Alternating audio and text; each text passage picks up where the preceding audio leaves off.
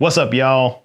Alvin here, and I'm back with another one of my super easy to tie, down and dirty fish catching guide flies. I tell the good jokes.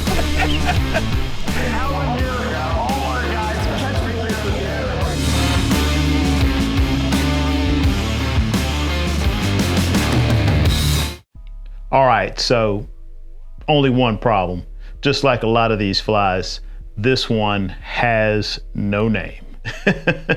So if you want to help me out with that, throw a comment and maybe you'll be the person to give this fly a name. So this is one of my favorite redfish flies when they're in deeper water. This one is like the rest of them, super easy to tie, but it's got a little bit more weight and it sinks pretty quickly. Only got 1, 2, 3, 4 ingredients. 5 if you count the hook.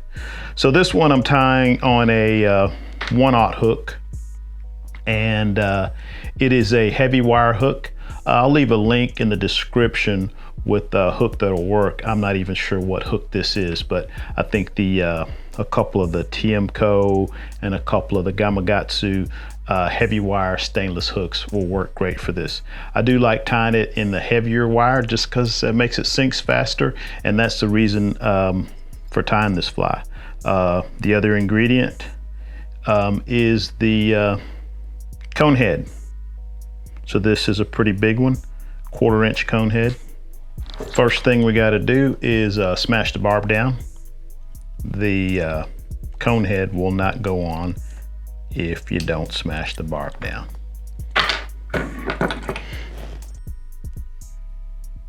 All right.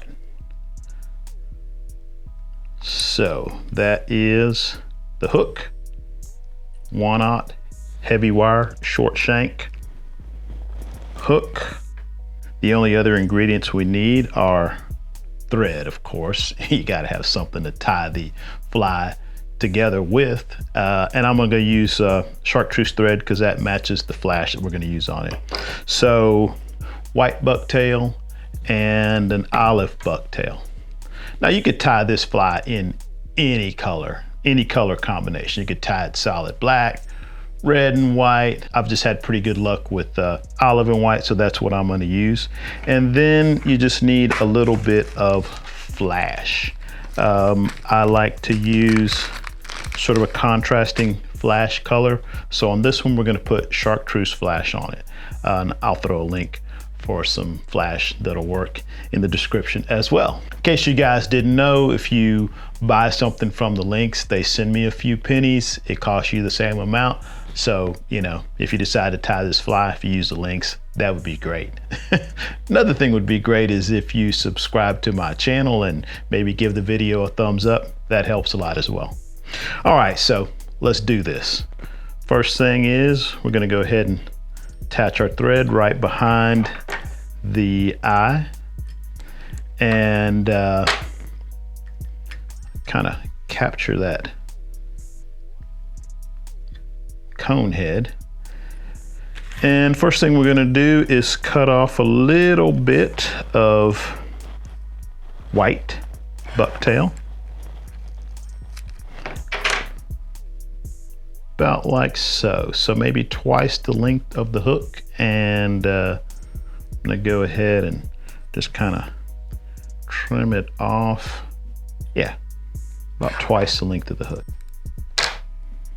I'm gonna lay that in there, and you kind of have to tuck those ends underneath the cone head. Then just go ahead and wrap them down nice and secure. You want to get these as tight as you can to keep that bucktail from spinning around the hook. And I'll show you a little trick toward the end that will help keep it from spinning. Now I'm going to use a little bit more olive. This is the overwing.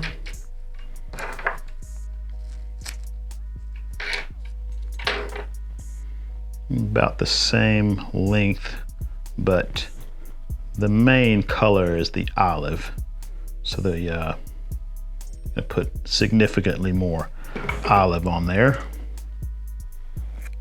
And same thing, we're gonna kind of tuck those ends underneath that cone head, like so. And then we're gonna get them, wrap them down nice and tight as well.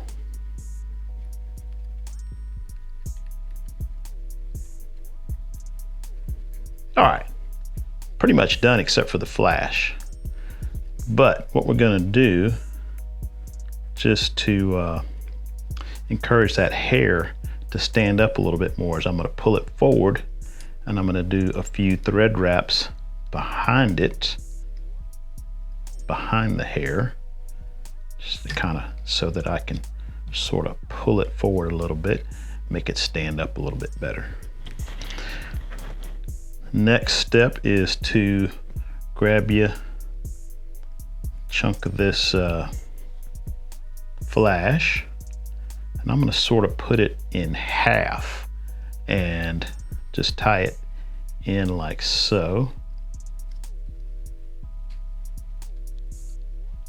Not really worrying about getting it real nice and neat. Just want to tie it down.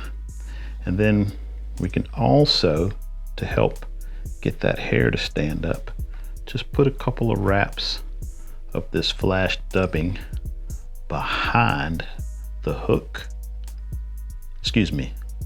behind the hair. That will help, kind of help it stand up a little bit. And then we're going to push it down and wrap the rest of that dubbing in front of the hair. And what I'm going to do is spin that last little bit around my thread, finish it off like that. All right, nothing left but to whip finish it.